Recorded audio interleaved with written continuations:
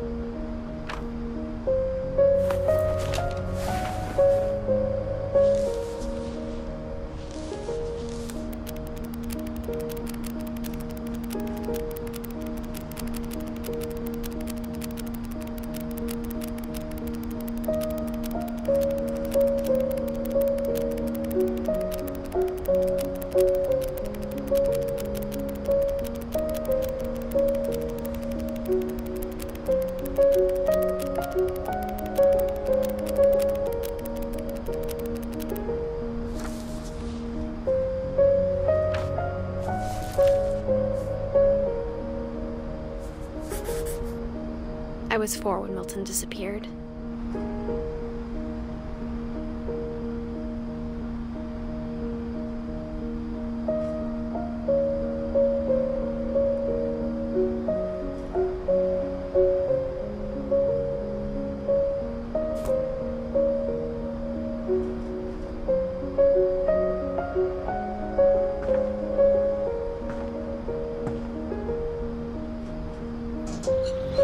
Mom spent months searching for my brother. Then she sealed the doors.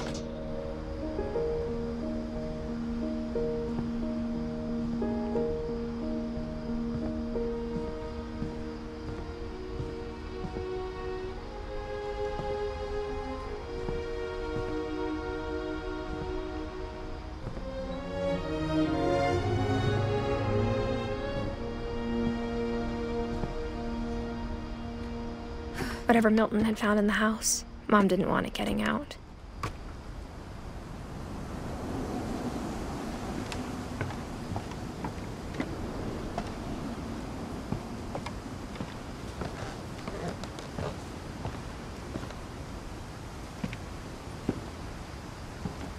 Mom definitely blamed Edie, but I think Louis blamed himself.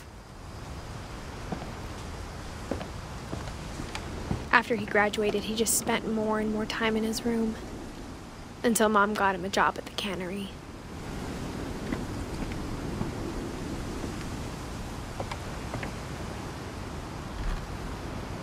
Everyone always told me to stay out of Louis's room, except Louis.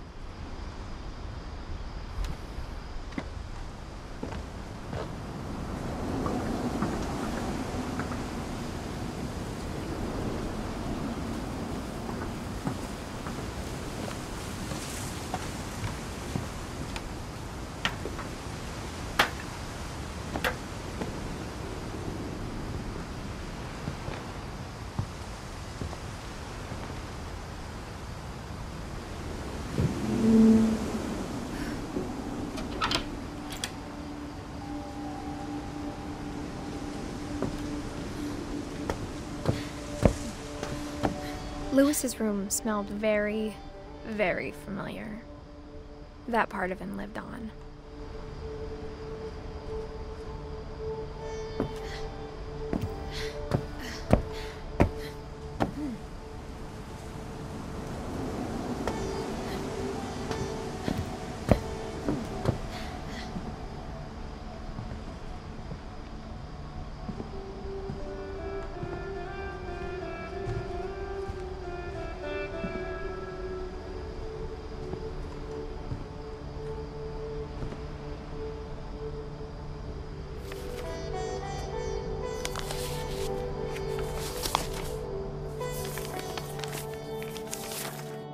Dear Mrs. Finch, as Louis's psychiatrist, I can understand your desire for an explanation.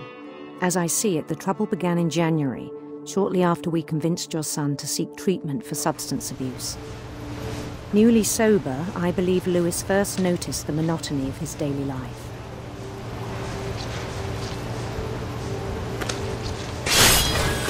He kept working at the cannery. But he withdrew part of himself. In our sessions, I saw the same behavior. His mind began to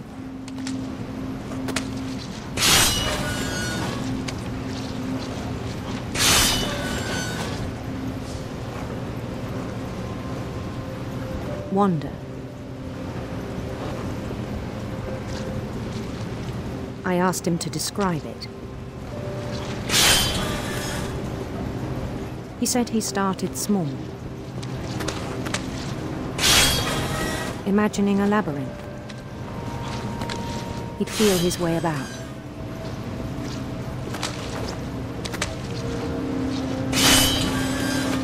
Then something moved. Bats and toads.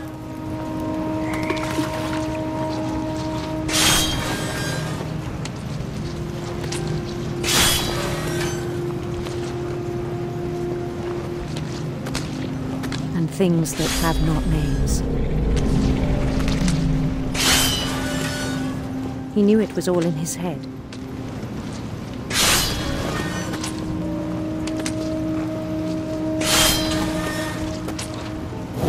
He took it very seriously.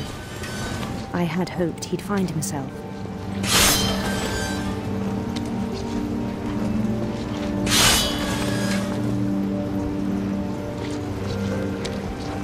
But he found something more.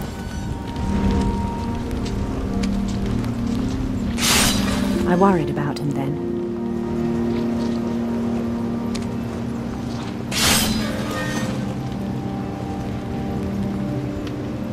Daydreaming at the cannery.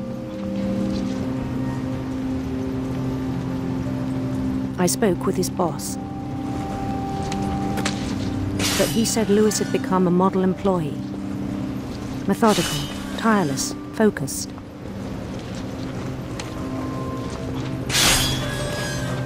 Like a whole new Lewis. So I let him go on.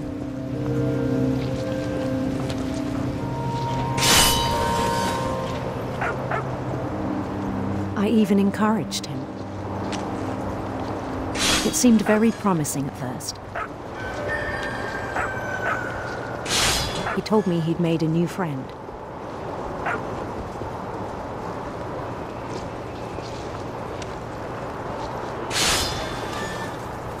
On the edge of a city he named Lewis Topia.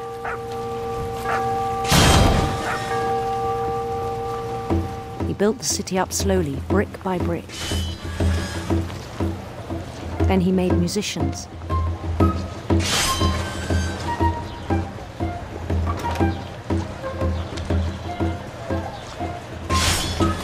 And songs for them to play.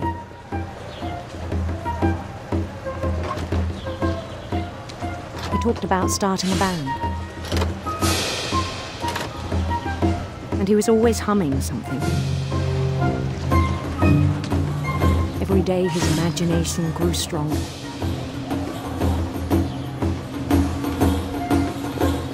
He no longer spoke at the cannery.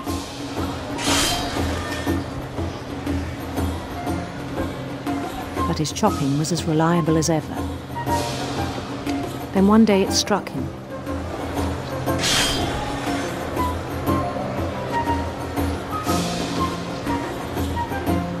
That all the cheering crowds, even the stones under his feet, were all in his imagination, so he could do whatever he wished.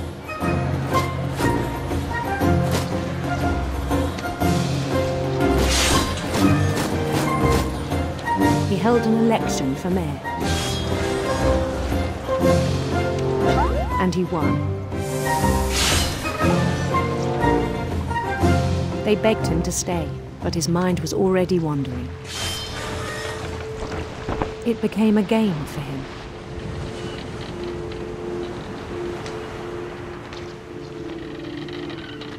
He'd conquer a city, then immediately push on.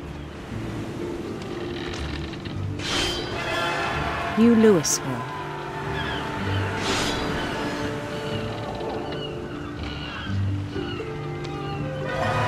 St. Louis. He started drifting away from our reality.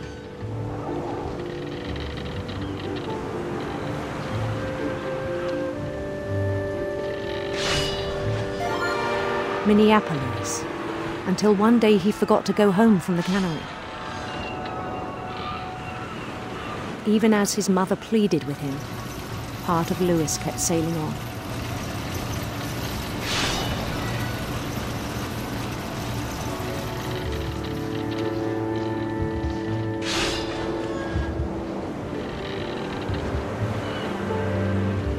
In Louisburg, he heard rumors of a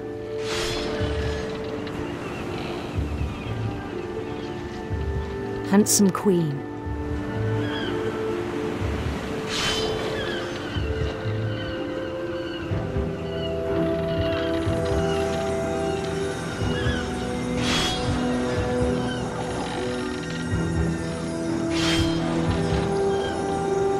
The queen was on her own quest for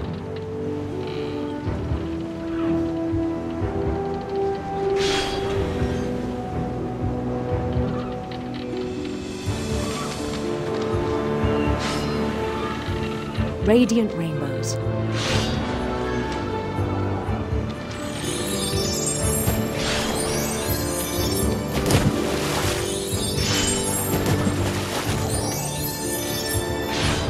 He followed the sound of her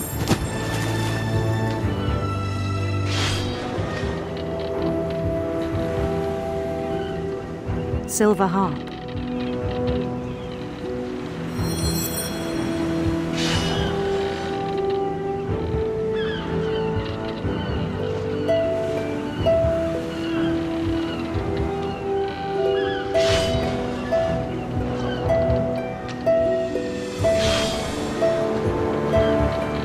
His chase led him to a golden palace east of the sun and west of the moon.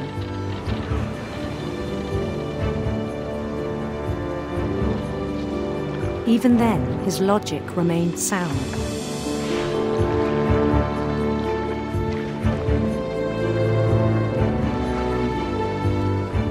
He knew the world was all in his imagination.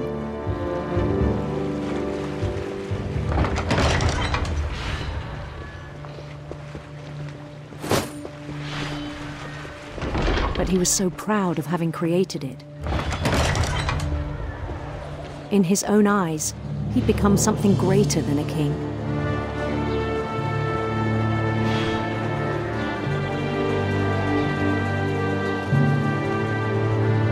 For someone who'd never known success in the real world, I think it was overwhelming. And then it struck him that the real Louis was not the one chopping salmon, but the one climbing the steps of a golden palace.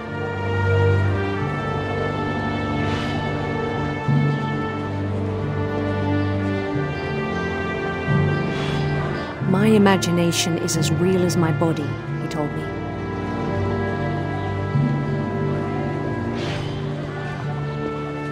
It was hard to argue with him.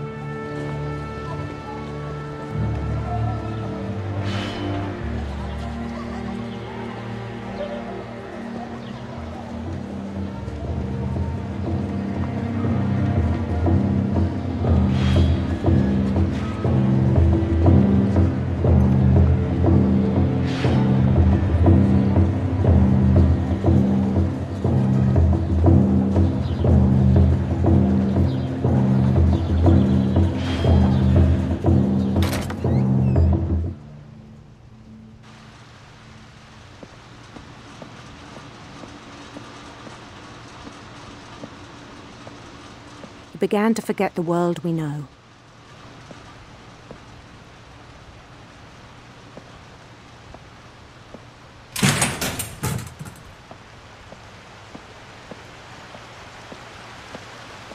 I think it pained him to remember Louis, the cannery worker.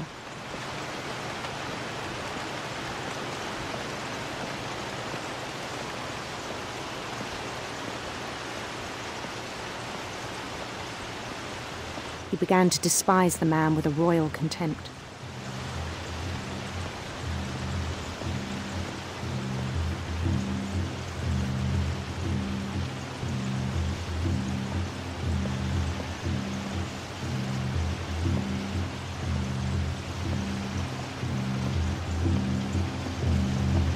I still thought I could save him. even after he said he was being crowned king over all the lands of wonder.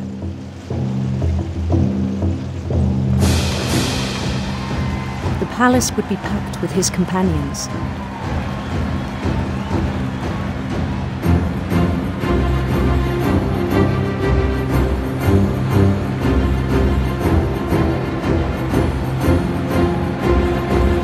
Including the wise Calico who insisted on advising them.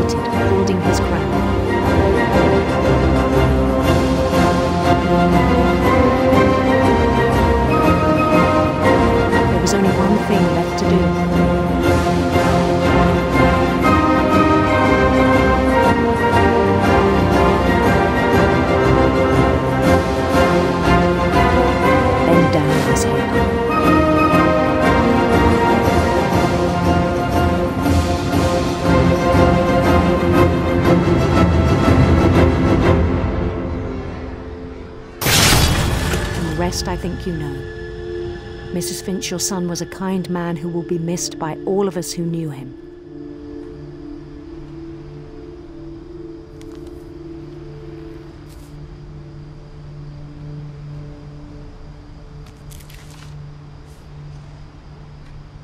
My brother was really cool. I wish you could have met him.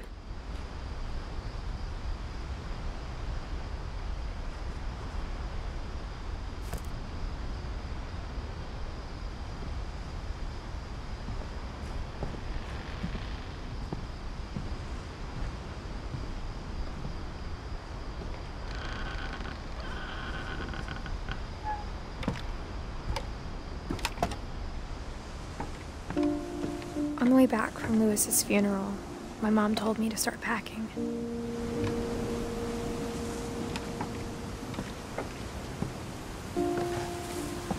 She waited until the day before we left to tell Edie. I'm not sure if she wanted to make it easier or harder.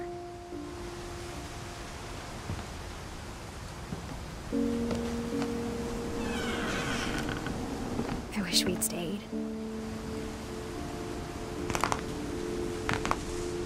But I understand why we left.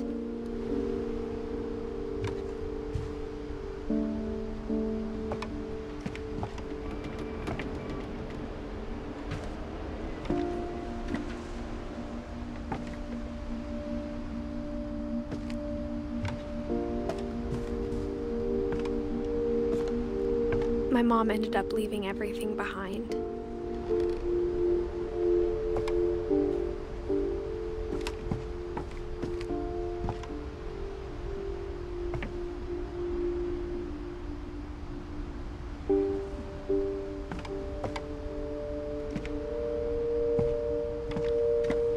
What happened that night had been coming for a long time. Maybe it should have come sooner.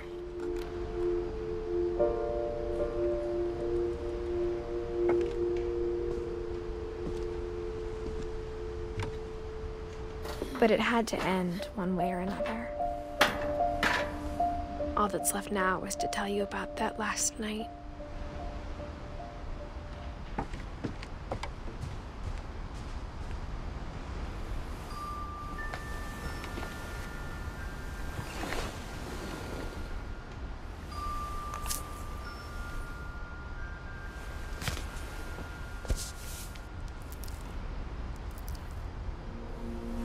That whole last day, Edie just watched us pack and didn't say a word. Until supper, when she raised her glass and said, "To our final night together, and all our final nights apart." Grandma, you know what I said about alcohol. Some of your medications are very Edith, specific. I left a present for you in the hallway. Why don't you go open it? The grown-ups have to argue now. I'm sorry, you're right. We're all leaving tomorrow. Let's just enjoy our last... I'm not leaving. Edith, you're excused.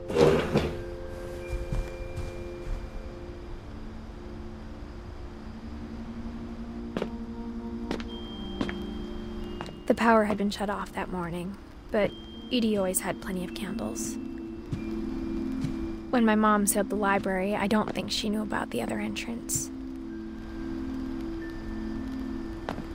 Or that Edie had a key to it.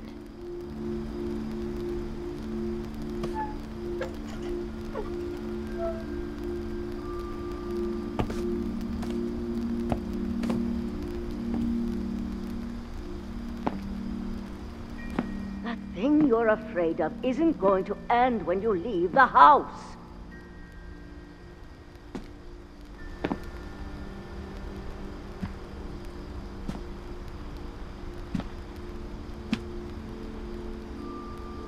Edith has a right to know these stories. My children are dead because of your stories. I think it's best if Edith and I leave tonight.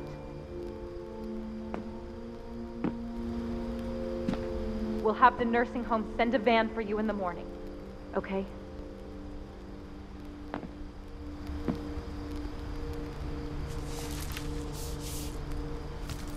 Dear Edith, there's so many stories I wish I could tell you, but there's only time for one.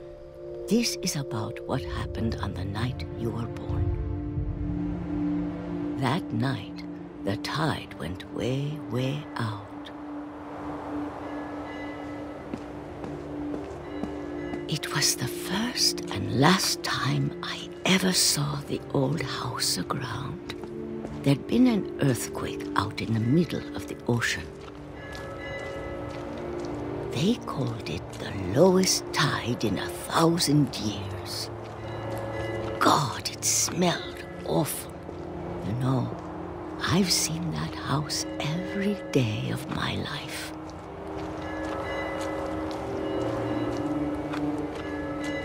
But I never thought I'd go back to it. When the fog rolled in, I lost my way.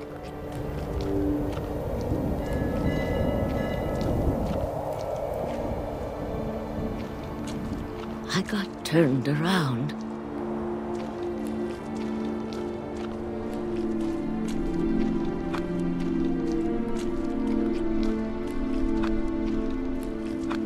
For a while, I wandered.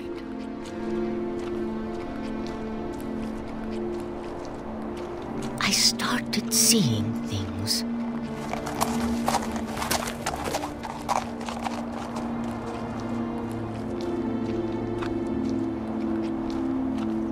Things I'd forgotten had ever existed.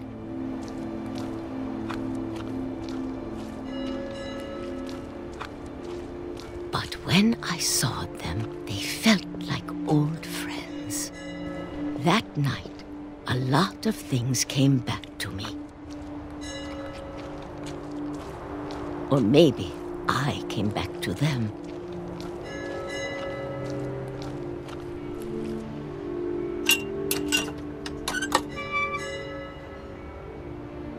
Things I can't explain, but that I need you to try and... Edith, what are you doing in here?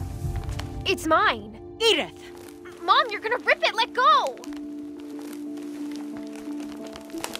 I kicked and screamed, but Mom dragged me to the car.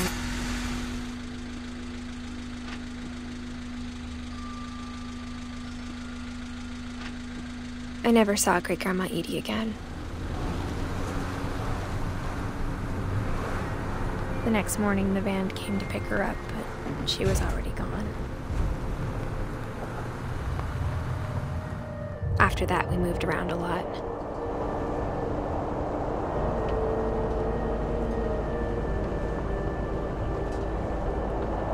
We both tried to make the best of it.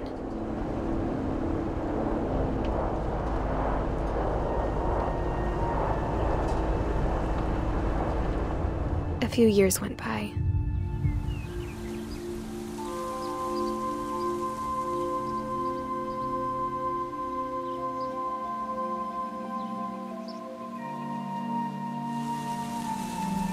My mom didn't like to talk about it. but she started getting sick a lot.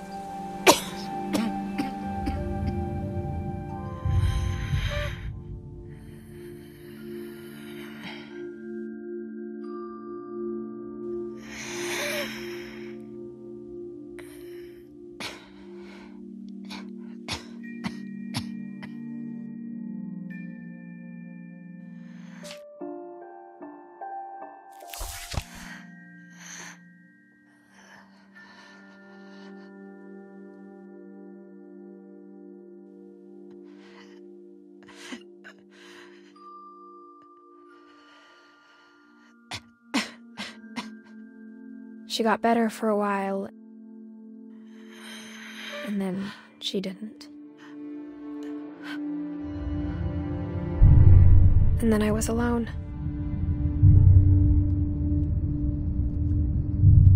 The last Finch left alive.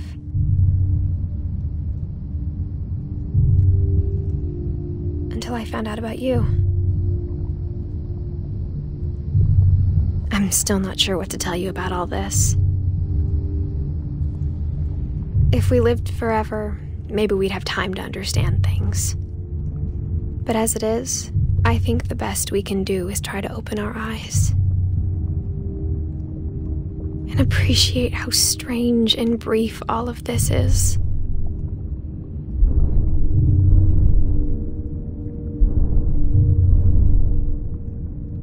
This journal was supposed to be for you, but now I hope you'll never see it. I just want to meet you and tell you all these stories myself. But I guess if you're reading this now, things didn't work out that way.